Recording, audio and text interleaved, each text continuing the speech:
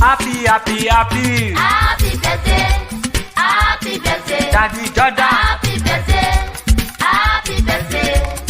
May you live long on the land of living. Hello, ladies and gentlemen.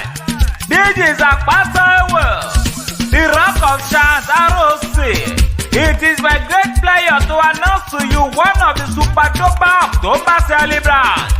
A person of Daddy Jordan Chibuike Goodway, a man of God, a man of the people, is the father in the Lord to every Jordan Goodway ministry members, JGM.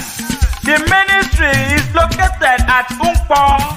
Everyone under my voice, join me. Let us celebrate the man of integrity and of dignity, Daddy Jordan Chibuike Goodway. Happy birthday to you, sir. You are from Okiti in Anambra State. You are the representative of Christ, the head of church in JGM, Jordan Goodway Ministry. Grace and mercy appears wherever and whenever you appear. This is confirming that you are the real carrier of the Holy Spirit. So certain with no confusions, you are full of words of wisdom. Little of the words is in life.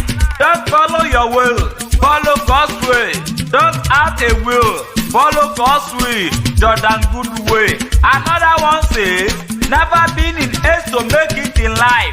Follow God's direction for your life and destiny. Jordan Goodway.